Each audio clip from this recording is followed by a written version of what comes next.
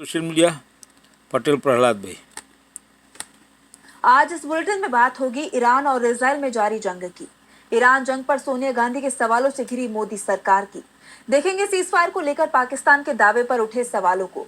राहुल ने इसी की नियत पर क्यों उठाए सवाल। जानेंगे जाति जनगणना से क्यों डर रही है बीजेपी। और बुलेटिन के आगे में देखेंगे जाने माने कार्टूनिस्ट इरफान की किस खबर पर पड़ी तिरछी नजर।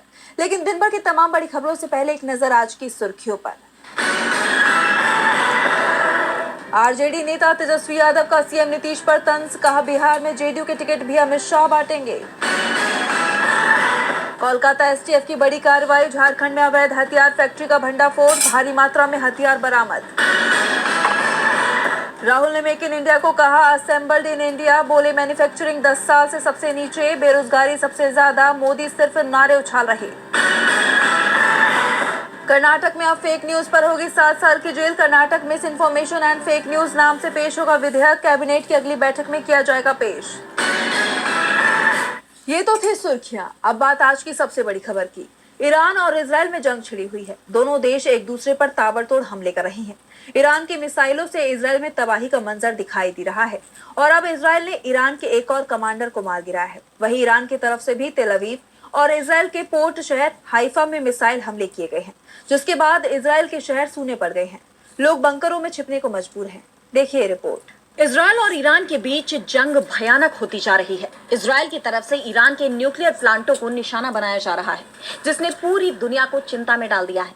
तो दूसरी तरफ ईरान की मिसाइलों ने इजराइल में तबाही मचा रखी है। ईरान की तरफ से एक बार फिर तेल अवीव को निशाना बनाते हुए मिसाइलें दागी गई। दोनों देशों के बीच चल रही जंग को रोकने की कोशिशें भी तेज हो चुकी हैं। एक तरफ डोनाल्ड ट्रंप सीजफायर की संभावना से कन्नी काट रहे हैं, तो दूसरी तरफ जर्मनी, फ्रांस और ब्रिटेन की तरफ से इसकी कोशिश की जा रही है। जेनेवा में 3 देशों के विदेश मंत्रियों ने ईरानी विदेश मंत्री के साथ बैठक की। 3.5 घंटे चली इस बैठक के बाद जर्मनी के विदेश मंत्री योहान वेडफुल ने कहा कि अच्छा नतीजा ये है कि हमें लगा कि ईरान बातचीत जारी रखने को तैयार है और सभी अहम मुद्दों पर बात करने को इच्छुक है। बैठक काफी गंभीर रही। वहीं ब्रिटेन के विदेश मंत्री डेविड लैमी ने कहा कि हम चाहते हैं कि ईरान और अमेरिका के बीच बातचीत जारी रहे। हमने साफ कर दिया है कि ईरान को परमाणु हथियार नहीं मिल सकता। तो वहीं फ्रांस के विदेश मंत्री जीन नोएल बैरोट ने कहा कि सैन्य कार्रवाई ईरान के परमाणु कार्यक्रम को धीमा कर सकती है, लेकिन खत्म नहीं कर सकती। हमने अफगानिस्तान, इराक और लीबिया में देखा है कि बाहर से सत्ता परिवर्तन की कोशिशें कितनी खतरनाक होती हैं। वहीं चीन भी इस मुद्दे पर इजराइल पर भड़का हुआ है। यूएनएससी में चीन के स्थायी प्रतिनिधि फुकोंग ने कहा कि अगर जंग बढ़ती है तो न केवल दोनों पक्षों को अधिक नुकसान होगा, बल्कि क्षेत्रीय देश भी गंभीर रूप से प्रभावित होंगे। हालांकि चीन ने ये नहीं कहा कि इस जंग से पश्चिम एशिया की कौन कौन सी क्षेत्रीय ताकतें प्रभावित हो सकती हैं। चीन ने अमेरिका पर आग में घी डालने का आरोप लगाया और उससे शांति के लिए जिम्मेदारी लेने को कहा। ईरान और इजराइल में छिड़ी जंग थमने का नाम नहीं ले रही है, तो दोनों देशों में चल रही जंग को लेकर सोनिया गांधी ने मोदी सरकार को घेरा है। कांग्रेस संसदीय दल की नेता सोनिया गांधी ने ईरान इजराइल टकराव पर बयान दिया है और इजरायली हमले की निंदा की है। उन्होंने इसको लेकर भारत सरकार की चुप्पी पर भी सवाल खड़े किए और मोदी सरकार को सलाह दी है। तो क्या कुछ कहा सोनिया गांधी ने, देखिए इस रिपोर्ट में। कांग्रेस संसदीय दल की नेता सोनिया गांधी ने ईरान इजराइल के बीच चल रहे युद्ध के बीच भारत के रुख को लेकर मोदी सरकार को सलाह दी है। अंग्रेजी अखबार द हिंदू में लिखे अपने लेख में सोनिया गांधी ने कहा है कि ईरान और इजराइल के बीच तनाव कम करवाना हमारी नैतिक जिम्मेदारी है। सोनिया ने लिखा, ईरान भारत का पुराना मित्र रहा है और हमारे साथ गहरे सभ्यतागत संबंधों से बंधा हुआ है। जम्मू और कश्मीर सहित महत्वपूर्ण मोड़ों पर इसका दृढ़ समर्थन करने का इतिहास है। 1994 में ईरान ने कश्मीर मुद्दे पर मानवाधिकारों पर संयुक्त राष्ट्र आयोग में भारत की आलोचना करने वाले प्रस्ताव को रोकने में मदद की थी। सोनिया ने याद दिलाया कि ईरान में जब शाह का शासन था तब ईरान 1965 और 1971 के युद्धों में पाकिस्तान की तरफ झुका था, जबकि उसके बाद इस्लामी गणराज्य ईरान भारत के साथ बहुत अधिक सहयोगी रहा है। सोनिया ने याद दिलाया कि भारत और इजराइल ने हाल ही के दशकों में रणनीतिक संबंध भी विकसित किए हैं। ऐसे में हमारी नैतिक जिम्मेदारी बनती है कि इस तनाव को कम करने और शांति के लिए एक पुल के रूप में काम करें। कूटनीतिक लिहाज से भी लाभकारी है। लाखों भारतीय नागरिक पश्चिम एशिया में रह रही हैं और काम कर रही हैं, जो इस क्षेत्र में शांति को महत्वपूर्ण राष्ट्रीय हित का मुद्दा बनाता है। वहीं इजराइल के ईरान और फिलिस्तीन पर हमले के बारे में सोनिया ने लिखा है कि इस कार्रवाई में पश्चिमी देशों से लगभग बिना शर्त समर्थन इजराइल को मिला है। भारतीय राष्ट्रीय कांग्रेस ने 7 अक्टूबर 2023 को हमास द्वारा किए गए बिल्कुल भयानक और पूरी तरह से अस्वीकार्य हमलों की साफ तौर पर निंदा की। लेकिन हम इजराइल की भयावह और असंगत प्रतिक्रिया के सामने चुप नहीं रह सकते। सोनिया ने मोदी को दो टूक कहा कि अभी भी देर नहीं हुई है, भारत को साफ रूप से बोलना चाहिए, जिम्मेदारी से काम करना चाहिए और तनाव कम करने तथा पश्चिम एशिया में बातचीत की वापसी को बढ़ावा देने के लिए उपलब्ध हर राजनयिक चैनल का उपयोग करना चाहिए। सोनिया गांधी ने ईरान और इजराइल की जंग को लेकर मोदी सरकार की चुप्पी पर सवाल खड़े कर दिए हैं। तो सवाल भारत पाकिस्तान में सीज फायर को लेकर भी उठ रहे हैं। अमेरिकी राष्ट्रपति डोनाल्ड ट्रंप कहते हैं मैंने जंग रुकवाई। पाकिस्तान भी अमेरिका को इसका क्रेडिट देता है, जबकि भारत का कहना है कि पाकिस्तान की अपील पर यह सीज फायर हुआ। लेकिन अब पाकिस्तान ने भारत के इन दावों को खारिज कर दिया है, जिसके बाद से कई सवाल खड़े हो गए हैं।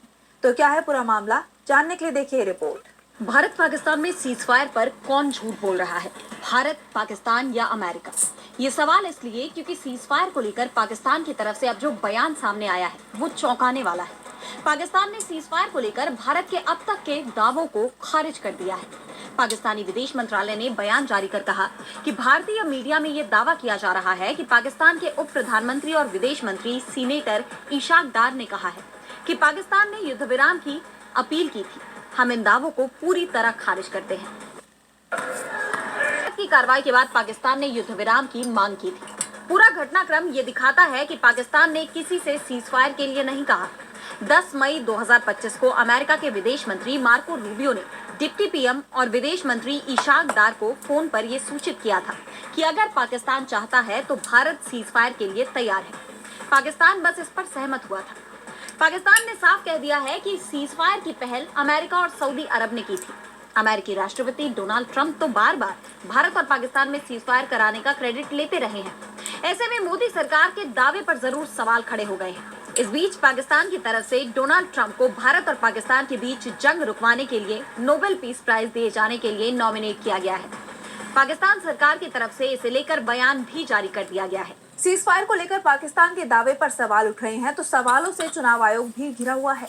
आयोग ने हाल ही में चुनावी वीडियो फुटेज और तस्वीरों को सुरक्षित रखने की अवधि को 1 साल से घटाकर 45 दिन कर दिया, जिसे लेकर अब राहुल गांधी ने आयोग पर तीखा हमला बोला है। राहुल ने इस फैसले को लोकतंत्र के लिए जहर बताया है। तो और क्या कुछ कहा राहुल गांधी ने, जानने के लिए देखिए रिपोर्ट। कांग्रेस सांसद राहुल गांधी ने चुनाव आयोग के ताजा फैसले पर जमकर हमला बोला है। दरअसल आयोग ने हाल ही में चुनावी वीडियो फुटेज और तस्वीरों को सुरक्षित रखने की अवधि को 1 साल से घटाकर 45 दिन कर दिया। आयोग का कहना है कि अगर इस दौरान कोई याचिका दायर नहीं होती तो डेटा नष्ट किया जा सकता है। इस फैसले को राहुल ने लोकतंत्र के लिए जहर करार दिया और आरोप लगाया कि सबूत जानबूझकर मिटाए जा रहे हैं। राहुल गांधी ने अपने एक्स पोस्ट में लिखा, voter list machine readable format नहीं देंगे, सीसीटीवी फुटेज कानून बदलकर छिपा दी, चुनाव की फोटो वीडियो अब 1 साल नहीं 45 दिन में ही मिटा देंगे। जिससे जवाब चाहिए था वही सबूत मिटा रहा है। साफ दिख रहा है कि मैच फिक्स है और फिक्स किया गया चुनाव लोकतंत्र के लिए जहर है। आयोग का कहना है कि वीडियोग्राफी और फोटोग्राफी सिर्फ इंटरनल मैनेजमेंट के लिए है। साथ ही डेटा के दुरुपयोग का हवाला देकर आयोग ने इसकी अवधि कम कर दी। लेकिन राहुल गांधी का कहना है कि ये पारदर्शिता के खिलाफ है। कुल मिलाकर अपनी इस पोस्ट के जरिए राहुल ने सीधे सीधे चुनाव आयोग की नीयत पर कई सवाल खड़े कर दिए हैं। चुनाव आयोग इस वक्त चर्चा में है, तो देश में इस वक्त जाति जनगणना का मुद्दा गरमाया हुआ है। आरजेडी नेता तेजस्वी यादव इस मुद्दे को लेकर नीतीश कुमार और केंद्र के एनडीए सरकार पर लगातार हमलावर हैं। तेजस्वी ने एक आर्टिकल के जरिए अपनी बात रखी, जिसमें उन्होंने जाति जनगणना की जरूरत और बिहार में 85% आरक्षण की मांग को जोर शोर से उठाया। ऐसे में एनडीए की मुश्किलें बढ़ सकती हैं। तो क्या कुछ कहा तेजस्वी ने, देखिए इस रिपोर्ट में। बिहार में चुनावी माहौल के बीच जाति जनगणना का मुद्दा जोर पकड़ रहा है। आरजेडी नेता और बिहार में नेता प्रतिपक्ष तेजस्वी यादव ने इस मुद्दे पर नीतीश कुमार और केंद्र के एनडीए सरकार को घेरा है। तेजस्वी का कहना है कि जाति जनगणना सामाजिक न्याय की नींव है, जो हाशिए पर पड़े समुदाय को उनका हक दिलाएगी। उन्होंने हाल ही में एक आर्टिकल में लिखा कि जाति जनगणना से सामाजिक आर्थिक हकीकत सामने आएगी, जिससे समानता का संवैधानिक वादा पूरा होगा। तेजस्वी ने बताया कि उन्होंने नीतीश कुमार को चिट्ठी लिखकर जाति जनगणना की मांग की थी, लेकिन जवाब न मिलने पर उन्होंने एनडीए की दोमुही नीति पर सवाल उठाए। उनका आरोप है कि बीजेपी और नीतीश सामाजिक न्याय की बात तो करते हैं, लेकिन कदम उठाने से कतराते हैं। तेजस्वी ने कहा कि बीजेपी को डर है कि जाति जनगणना से आरक्षण बढ़ाने की मांग उठेगी, जो उनकी सियासत के लिए खतरा बनेगी। इसके साथ ही तेजस्वी ने आरक्षण की भी बात लिखी। उनकी मांग है कि बिहार में आरक्षण की सीमा 50% से बढ़ाकर 85% की जाए और इसे संविधान की 9वीं अनुसूची में शामिल किया जाए, ताकि इसे कोर्ट में चुनौती न मिले। तेजस्वी ने तर्क दिया कि सुप्रीम कोर्ट की 50% सीमा अवैज्ञानिक है और भारत की सामाजिक हकीकत को नहीं दर्शाती। उन्होंने एनडीए सरकार पर तंज कसते हुए कहा कि 20 साल सत्ता में रहने के बावजूद एनडीए ने इस दिशा में कुछ नहीं किया। तेजस्वी ने इस एक लेख के जरिए जाति जनगणना और आरक्षण को लेकर एनडीए सरकार को घेरने का काम किया है। चुनाव को देखते हुए आने वाले दिनों में इन मुद्दों के और गरमाने की संभावना है। एनडीए मुश्किल में दिखाई दे रहा है तो मुसीबत में एयर इंडिया भी है। अहमदाबाद के एयर इंडिया विमान हादसे के बाद डीजीसीए ने बड़ा एक्शन लिया है। इसने एयर इंडिया को अपने 3 सीनियर अधिकारियों को हटाने का निर्देश जारी किया है। तो कौन है ये तीनों अधिकारी और क्यों इन पर की गई कार्रवाई, जानने के लिए देखिए रिपोर्ट। अहमदाबाद में 12 जून को हुए एयर इंडिया विमान हादसे के बाद directorate general of civil aviation यानी डीजीसीए ने एयर इंडिया को 3 सीनियर अधिकारियों को हटाने का आदेश दिया है। इनमें डिविजनल वाइस प्रेसिडेंट चूड़ा सिंह, क्रू शेड्यूलिंग की चीफ मैनेजर पिंकी मित्तल और क्रू शेड्यूलिंग प्लानिंग से जुड़ी पायल अरोड़ा शामिल है। डीजीसीए ने ये कार्रवाई विमानन सुरक्षा नियमों यानी एविएशन सेफ्टी प्रोटोकॉल के गंभीर उल्लंघन की वजह से की। इन तीनों अधिकारियों को तुरंत क्रू शेड्यूलिंग और रोस्टरिंग से जुड़े पदों से हटाने के लिए कहा गया। एयर इंडिया ने बयान जारी कर कहा कि डीजीसीए के आदेश को तुरंत लागू कर दिया गया है। कंपनी के चीफ ऑपरेशंस ऑफिसर अब इंटीग्रेटेड ऑपरेशंस कंट्रोल सेंटर की सीधे निगरानी करेंगे। दरअसल 12 जून को लंदन जा रही एयर इंडिया की फ्लाइट AI-171 अहमदाबाद में उड़ान भरने के तुरंत बाद दुर्घटनाग्रस्त हो गई थी। विमान एक मेडिकल कॉलेज हॉस्टल से टकरा गया, जिसके कारण यात्रियों और अन्य लोगों समेत करीब 275 लोगों की जान चली गई थी। डीजीसीए का ये कड़ा कदम हादसे की जांच और सुरक्षा नियमों को सख्ती से लागू करने की दिशा में उठाया गया है, ताकि भविष्य में ऐसी घटनाएं ना हो। एयर इंडिया हादसे ने देश विदेश में सुर्खियां बटोरी है तो चर्चा योग दिवस की भी हो रही है। 21 जून यानी अंतर्राष्ट्रीय योग दिवस पर जगह जगह जमा होकर लोगों ने योग किया। राष्ट्रपति द्रौपदी मुर्मू उत्तराखंड में थी तो पीएम मोदी आंध्र प्रदेश में थे। लोगों ने योगासन करते हुए अपनी फोटोज सोशल मीडिया पर पोस्ट की। पिछले 10 सालों में ये योग दुनिया के 191 देशों में पहुंच गया है। बिजनेस टेलीकॉम प्रोवाइडर्स को अंतर्राष्ट्रीय स्तर पर प्रमोट करने के लिए भारत सरकार ने बड़ा कदम उठाते हुए 21 जून को अंतर्राष्ट्रीय योग दिवस घोषित कर दिया और ये कदम वाकई में बहुत प्रभावशाली साबित हुआ। पिछले 10 सालों में योग दिवस पर 10 वर्ल्ड रिकॉर्ड बन चुके हैं।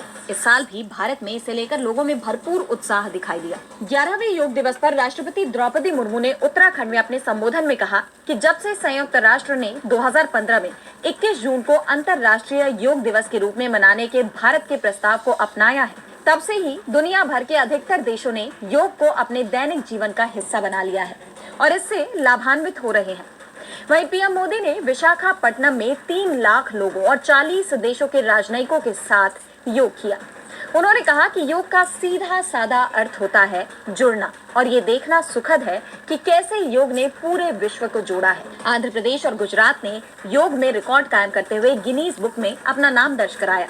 गुजरात के वडनगर में 2000 लोगों ने 2 मिनट 9 सेकंड तक भुजंग आसन करके ये उपलब्धि हासिल की। आंध्र प्रदेश ने 2 गिनीज वर्ल्ड रिकॉर्ड बनाए। यहाँ 3 लाख लोगों ने एक साथ योग करके वर्ल्ड रिकॉर्ड बनाया। वहीं 2000 आदिवासी छात्रों ने एक साथ 108 मिनट में 108 सूर्य नमस्कार करके बड़ी उपलब्धि हासिल की। आईटीबीपी के जवानों ने लेह स्थित 24 बटालियन के बॉर्डर आउटपोस्ट पर पैंगोंग झील के किनारे 14,000 फीट की ऊंचाई पर योग अभ्यास किया। इसके अलावा चीन, दक्षिण पूर्व एशिया, प्रशांत क्षेत्र के कई देशों ने योग किया और शारीरिक मानसिक कल्याण पर जोर दिया।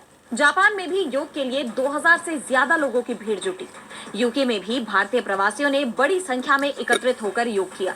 इस मौके पर ब्रिटेन के किंग चार्ल्स ने भी संदेश भेजते हुए कहा कि इस साल की थीम एक धरती एक स्वास्थ्य दुनिया को एकजुट होने की याद दिलाती है। टाइम स्क्वायर से लेकर आईफल टावर तक लोग योग करते दिखाई दिए।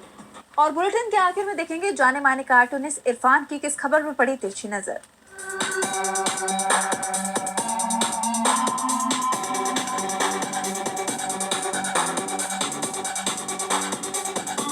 कोई हीरो बने ये विश्व गुरु को पसंद नहीं, सो रामदेव के योगा का क्रेडिट भी खुद ले लिया। भारत ही नहीं पूरी दुनिया में अपने प्यार के दम पर अब बता रहे हैं कि दुनिया में अशांति फैली हुई है, उसे योग से ही दूर किया जाएगा। फिलहाल पिछले 11 साल से व्याप्त देश की अशांति, जहां महंगाई, भुखमरी, बेरोजगारी और किसान, मणिपुर, पहलगाम, पुलवामा जैसे न जाने कितने ज्वलंत मुद्दे हैं, वहाँ शांति के लिए क्या कर रहे हैं आप?